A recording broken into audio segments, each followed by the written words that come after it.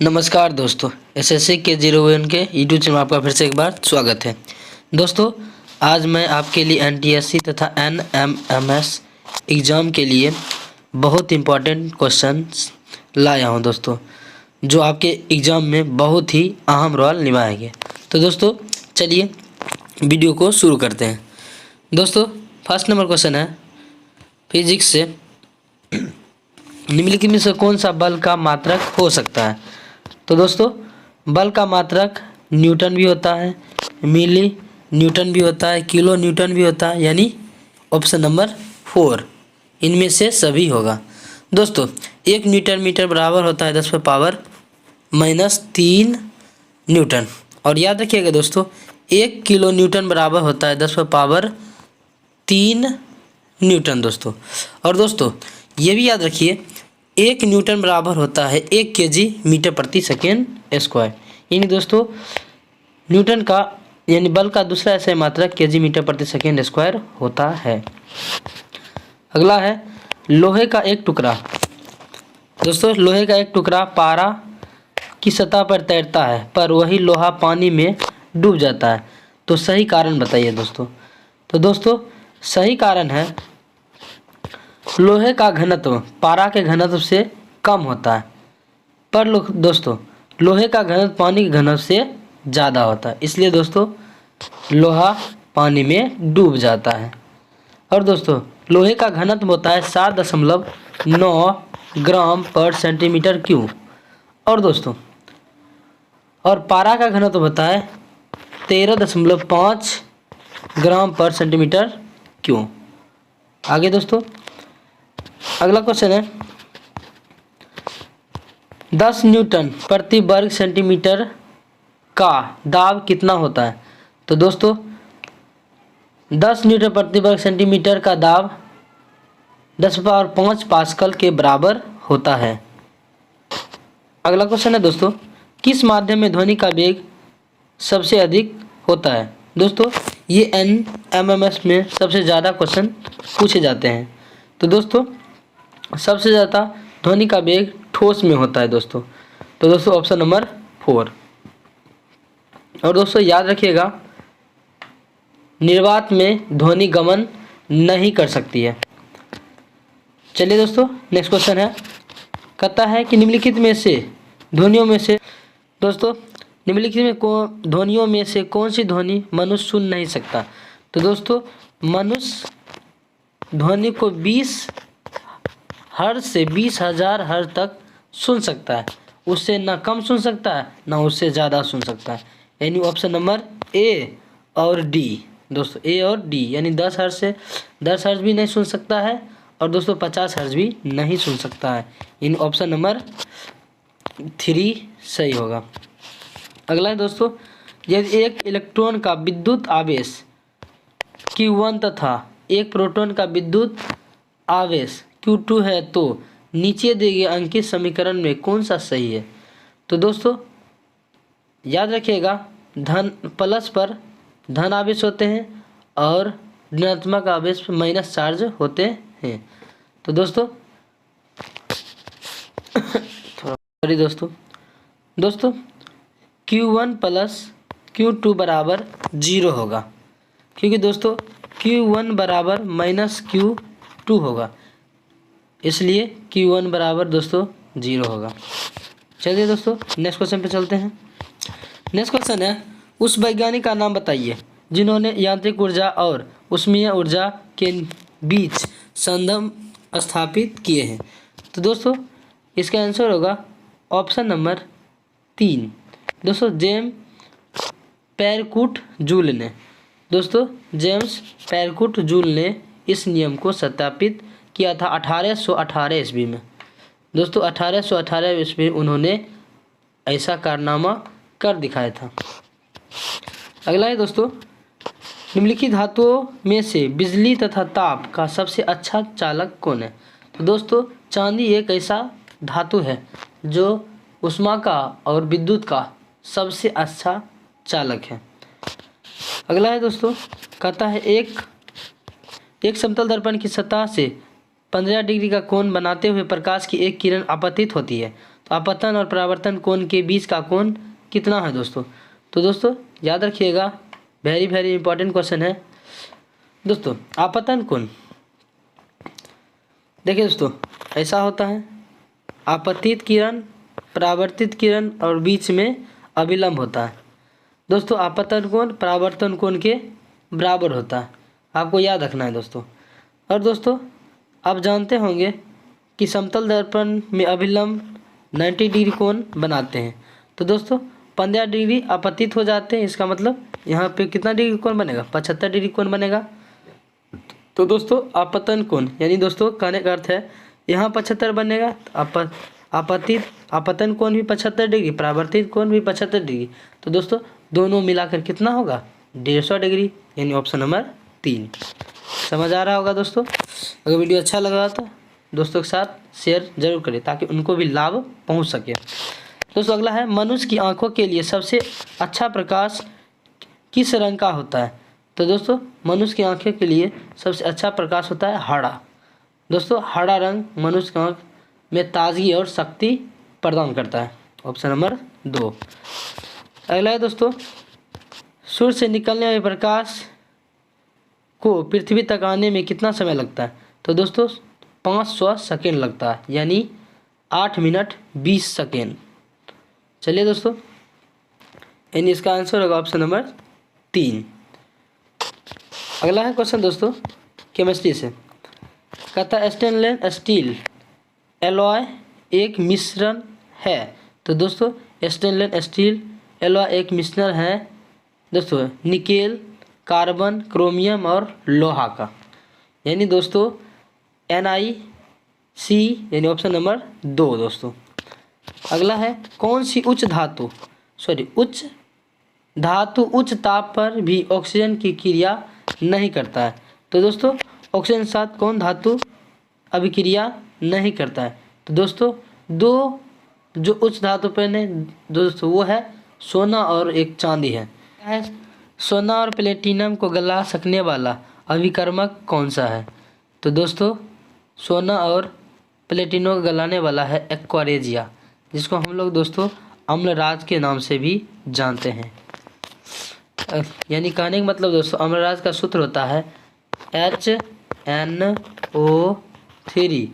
+ 3HCl।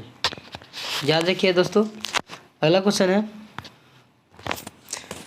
अगला है, जाड़े के दिनों में जब किसी बंद कमरे में कोयला को जलाया जाता है तब उस बंद कमरे में किस हानिकारक प्रभाव के चलते सोने की सलाह नहीं दी जाती है?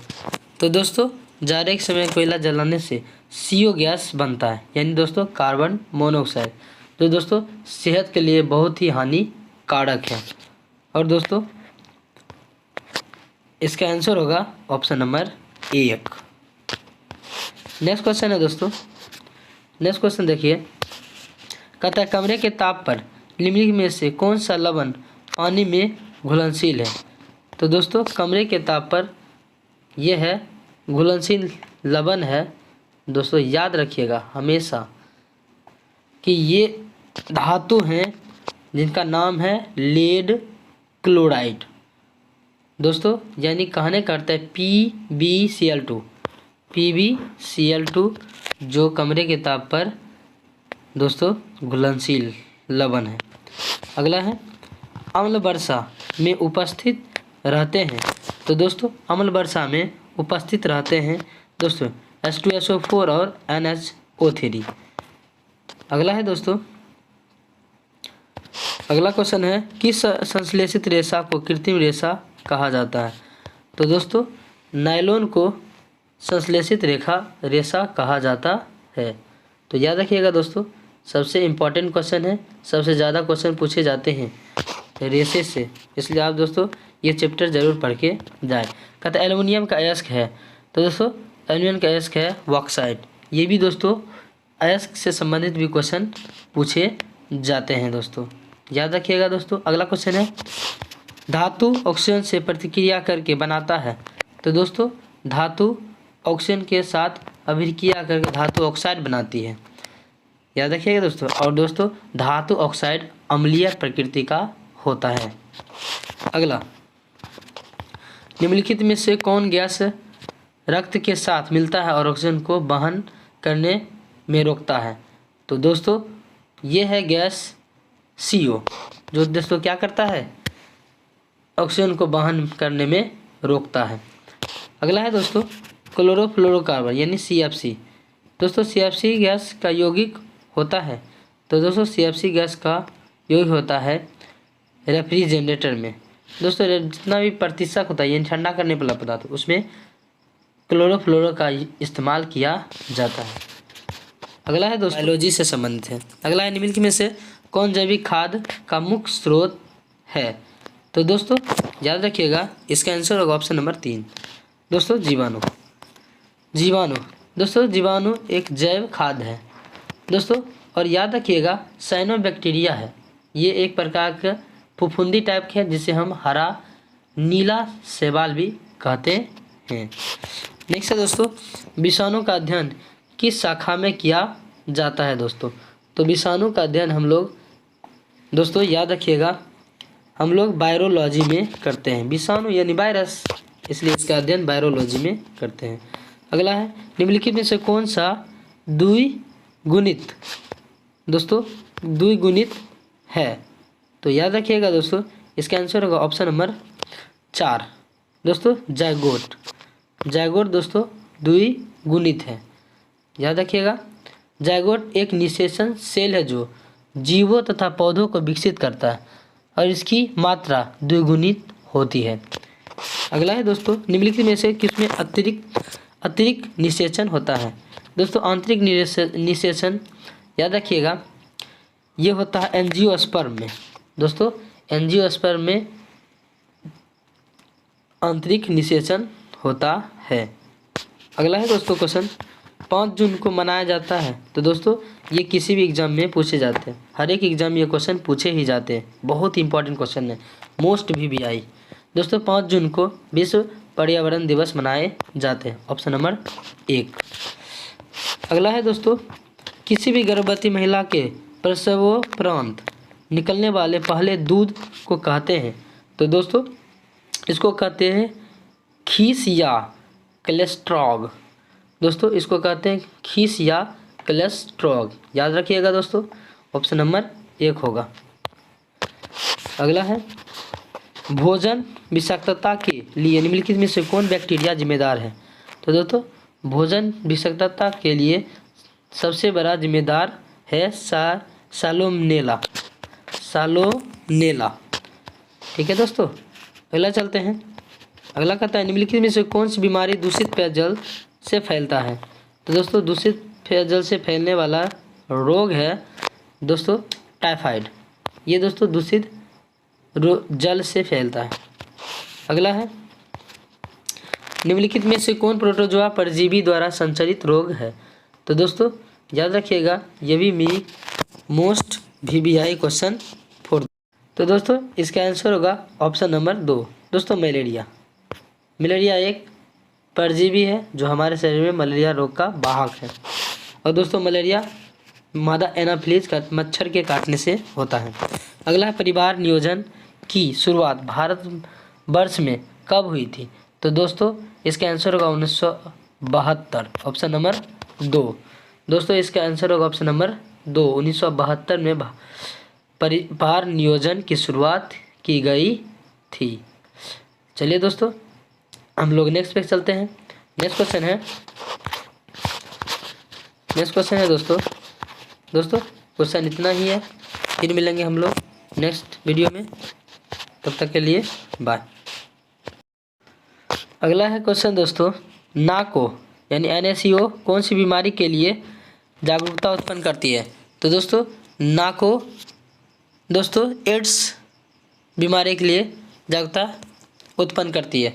दोस्तों एड्स दिवस 1 दिसंबर को मनाया जाता, ये भी दोस्तों VVI क्वेश्चन है, क्योंकि दोस्तों डेट से भी क्वेश्चन पूछ लिए जाते हैं। आपको सभी चीज़ में पारंगत रहना है, माहिर होना है, क्योंकि अपना एक ही मोटो है झुकेगा नहीं।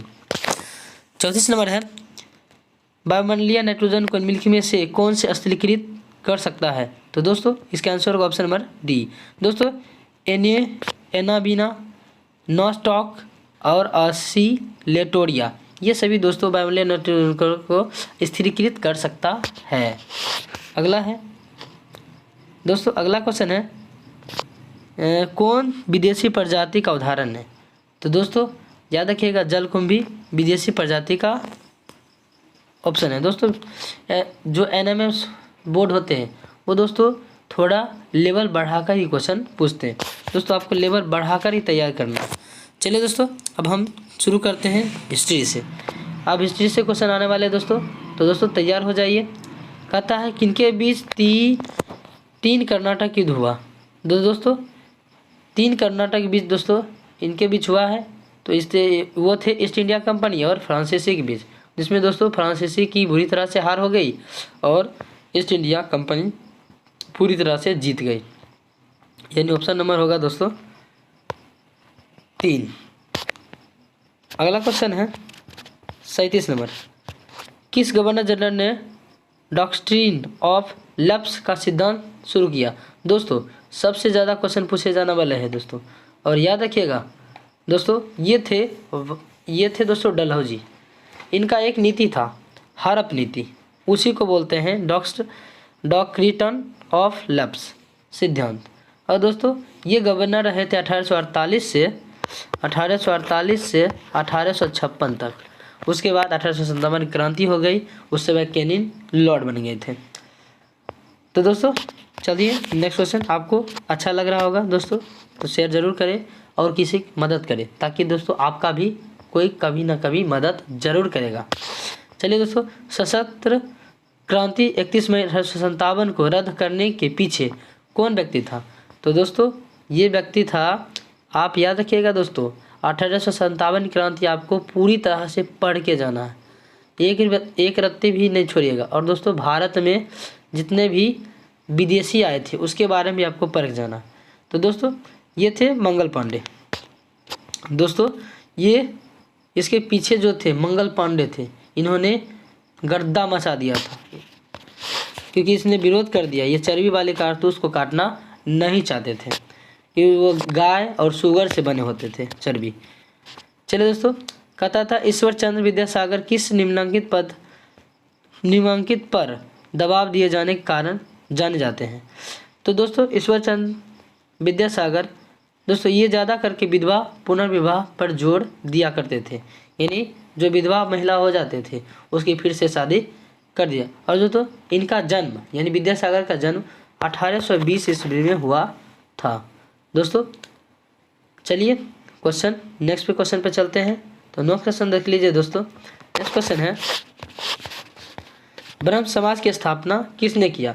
दोस्तों आप जरूर सामाजिक आंदोलन पढ़ के जाएं, क्योंकि दोस्तों चाहे राजा राम मोहन राय हो, चाहे दयानंद सरस्वती हो, चाहे विवेकानंद हो, दोस्तों इनसे क्वेश्चन एक ना एक गारंटेड पूछा ही जाता है हर साल। मैंने देखा है, जब मैं दोस्तों 3-4 साल से NTSC की तैयारी करा रहा हूँ, जिसमें दोस्तों बहुत सारे मेरे विद्यार्थी का हो भी गया है दोस्तों, उसमें अच्छा रिजल्ट परफॉर्मेंस दिया है। तो दोस्तों आप लोग हमारे साथ जुड़िए, आपको भी बहुत फ़ायदा मिलेगा।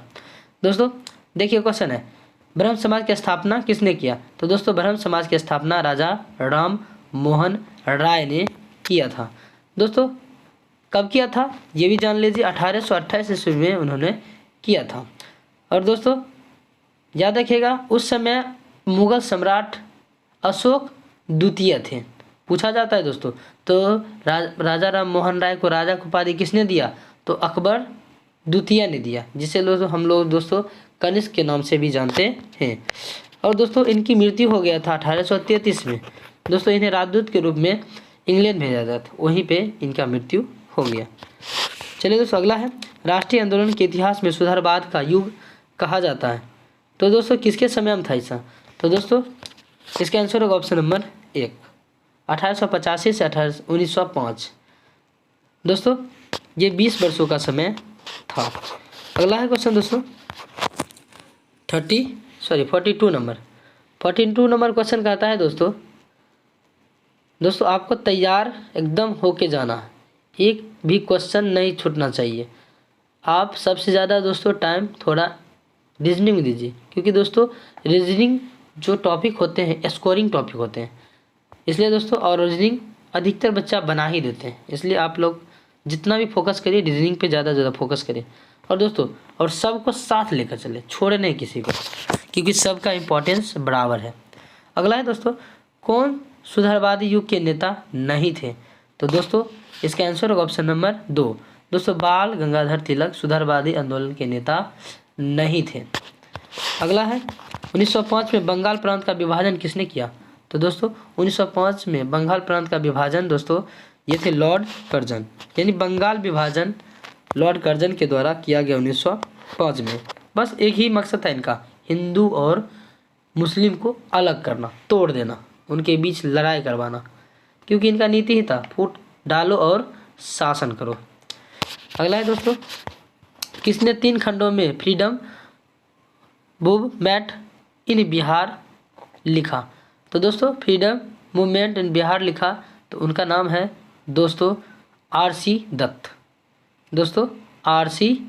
दत्त, सॉरी दोस्तों आर.सी. दत्त नहीं दोस्तों, ये हैं R.N. नंदी। R.N. नंदी ने ऐसा लिखा है। दोस्तों अगला क्वेश्चन है, कौन आधुनिक भारत के पिता कहे जाते हैं? तो दोस्तों आधुनिक भारत के पिता याद रखिएगा दोस्तों, राजा राम मोहन राय को कहा जाता है। और दोस्तों नवजागरण का अग्रदूत भी इन्हीं को कहा जाता है। तो दोस्तों ये कभी कभी यही पूछा जाता है कि नवजागरण के अग्रदूत किन्हें माना जाता है? तो दोस्तों राजा राम मोहन राय को माना जाता है। अगला है, प्रथम जन संबंधित अवज्ञा आंदोलन गांधी के नेतृत्व में हुआ? तो दोस्तों याद रखिएगा इसका आंसर होगा ऑप्शन नंबर 1। दोस्तों चंपारण सत्याग्रह। चंपारण सत्याग्रह दोस्तों नील विद्रोह के उपलक्ष्य में किया गया था, जिसमें 3 कठिया पद्धति 20 कट्ठा में 3 कट्ठा नील की खेती करना अनिवार्य था। उसके विरोध में 1917 में गांधी जी चंपारण गए थे राजकुमार शुक्ल के कहने पर। अगला है दोस्तों कहता है संविधान निर्माता कमेटी के अध्यक्ष कौन थे? तो दोस्तों संविधान निर्माता कमेटी के अध्यक्ष दोस्तों इनका नाम है, आप थोड़ा बताइए दोस्तों, इनका नाम है बस B.R. अम्बेडकर, बाबा भीमराव अंबेडकर। यही इन्हीं को तो संविधान का जन्मदाता कहा जाता है दोस्तों। और ये दोस्तों प्रारूप समिति के भी अध्यक्ष रह चुके हैं। चलिए दोस्तों अगला है, एशिया का कौन सा देश समुद्री मछली पकड़ने के लिए प्रसिद्ध है? तो दोस्तों ये है चीन। दोस्तों चीन जो है एशिया में सबसे ज़्यादा मछली पकड़ता है, क्योंकि दोस्तों वहाँ की जनसंख्या बहुत ही ज़्यादा है। सबसे ज़्यादा अगर जनसंख्या किसी का है तो चाइना का है, वो भी 141.5 करोड़ है दोस्तों, और भारत का है लगभग 135 करोड़। अगला है दोस्तों, भारत में स्वतंत्रता के बाद जनसंख्या वृद्धि की प्रवृत्ति को देखने के लिए कौन सी आरेख सर्वाधिक उपयोगी है? तो दोस्तों ये है दंडारेख। दोस्तों सबसे ज़्यादा उपयुक्त है दंडारेख। अगला है दोस्तों, अगला कहता है कैटरीना है दोस्तों, ये कैटरीना हीरोइन वाली नहीं है दोस्तों। कैटरीना कहने का मतलब है कि ये एक प्रकार का चक्रवात का नाम है, ठीक है दोस्तों। अगला दोस्तों है, यानी ऑप्शन नंबर होगा 3। 51, लद्दाख में कौन सी नदी बहती है? तो दोस्तों लद्दाख में बहने वाली नदी का नाम है सिंधु स्वयक दोस्तों, यानी ऑप्शन नंबर 1। और दोस्तों अगला क्वेश्चन है दोस्तों अगला क्वेश्चन, नखलिस्तान दोस्तों है। नखलिस्तान दोस्तों एक प्रकार का रेगिस्तान में हरियाली एवं जंगल वाला क्षेत्र को नखलिस्तान कहा जाता है। अगला है दोस्तों, सूचना तकनीकी द्वारा क्रांतिकारी परिवर्तन लाए गए हैं। तो दोस्तों इसका आंसर होगा ऑप्शन नंबर 3। दोस्तों सूचना कैसे आता है? संचार क्षेत्र से, टेली इन्फॉर्मेशन से। अगला है, बिहार राज्य के भागलपुर में नाथनगर क्षेत्र प्रसिद्ध है। तो दोस्तों बिहार राज्य में नाथनगर दोस्तों रेशम वस्त्र उद्योग के लिए प्रसिद्ध है? तो इसका आंसर होगा ऑप्शन नंबर 2।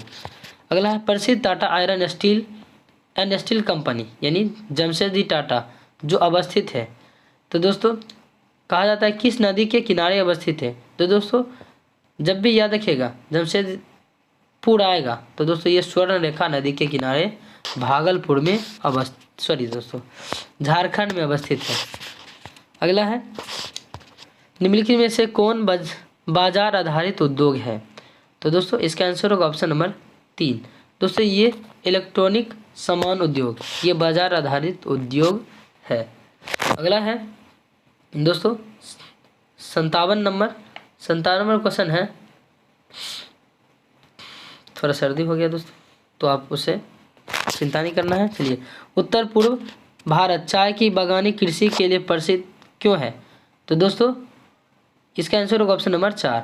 दोस्तों ज़्यादातर के भूमि का ढाल और तापमान और वर्षा के लिए प्रसिद्ध होता है।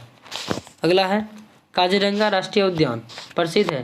दोस्तों काजीरंगा उद्यान दोस्तों असम में है और दोस्तों ये एक सींग वाले गैंडा के लिए प्रसिद्ध है। तो दोस्तों आप लोग से एक गुजारिश है, आप जितने भी इम्पोर्टेंट राष्ट्रीय उद्यान हैं ज़रूर करके जाए ताकि आपका एक भी नंबर कटे ना हो।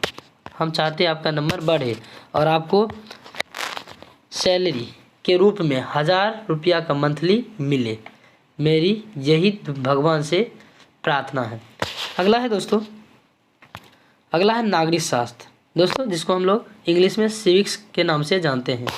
अगला है 59 नंबर है एक देश के शासक को सही ढंग से चलाने के लिए आवश्यक कानूनों एवं सिद्धांतों का उल्लेख है।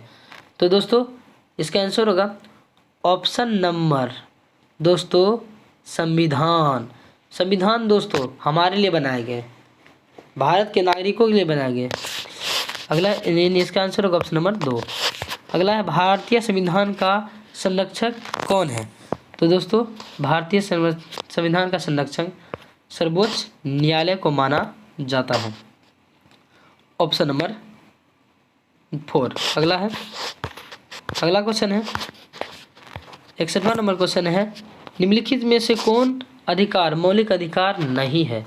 तो दोस्तों मौलिक अधिकार संपत्ति का अधिकार मौलिक अधिकार नहीं है।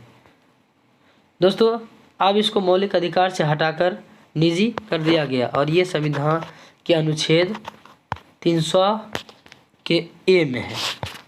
अगला है विधि के शासन का अर्थ है। तो दोस्तों विधि के शासन का अर्थ है कानून के सामने सभी नागरिकों को समानता प्रदान करना, ऑप्शन नंबर 2। अगला है दोस्तों संसाधनात्मक शासन व्यवस्था में मंत्रिपरिषद सामूहिक रूप से किसके प्रति जिम्मेदार होगा? तो दोस्तों इसका आंसर होगा ऑप्शन नंबर 1 यानी लोकसभा के समक्ष जिम्मेदार होंगे। और दोस्तों लोकसभा को हम लोग लोअर हाउस कहा जाता है यानी लोगों का हाउस कहा जाता है। तो दोस्तों अगला है 64वां नंबर राज्यों में संवैधानिक तंत्र विफल होने पर राष्ट्रपति द्वारा किस धारा के अनुसार राष्ट्रपति शासन लागू करता है? तो दोस्तों ये क्वेश्चन आप इम्पोर्टेंट मार्क्स करके ज़रूर जाइए, 356 है और दोस्तों पूरे देश भारत में लगाए जाते हैं 352। चलिए दोस्तों अगला है निम्नलिखित में से भारत सरकार का कौन सा अंग कानून बनाता है? तो दोस्तों कानून बनाने का काम होता है हमारे देश के विधायिका दोस्तों। अगला है संवैधानिक उपचारों का अधिकार भारतीय अनुच्छेद के संविधान के किस अनुच्छेद में वर्णित है? तो दोस्तों भारतीय संविधान के अनुच्छेद दोस्तों 32 में वर्णित है। अगला है दोस्तों सूचना का अधिकार अधिनियम किस वर्ष भारतीय संविधान में जोड़ा गया? तो दोस्तों ये 2005 में जोड़ा गया। दोस्तों VVI एक भी क्वेश्चन ऐसा नहीं है जो एग्ज़ाम में नहीं आएगा, आप लिख कर रख लें, ऐसा क्वेश्चन आएंगे ही आएंगे। अगला है भारतीय राष्ट्रपति का अपना त्यागपत्र किसे सौंपता है? दोस्तों भारतीय राष्ट्रपति जो अपना त्यागपत्र सौंपते हैं लिखित रूप से उप राष्ट्रपति को। अगला है दोस्तों कहता है भारत में राजनीतिक दलों को को कौन मान्यता देता है? तो दोस्तों भारतीय में राजनीतिक दलों को मान्यता निर्वाचन आयोग देते हैं। इन ऑप्शन नंबर 3 इनका सही होगा। अगला है भारतीय चंद्रयान अभियान 2 किस वर्ष प्रक्षेपित किया गया? तो दोस्तों ये किया गया 2019 में प्रक्षेपित किया गया। तो दोस्तों आज के लिए इतना ही, फिर हम लोग मिलेंगे नेक्स्ट वीडियो में मैथ के साथ। तब तक के लिए दोस्तों धन्यवाद। अगर आपको ये वीडियो अच्छा लगे तो दोस्तों के साथ ज़रूर शेयर करें ताकि आपके दोस्त भी इन वीडियो से लाभान्वित होंगे। तो दोस्तों थैंक यू।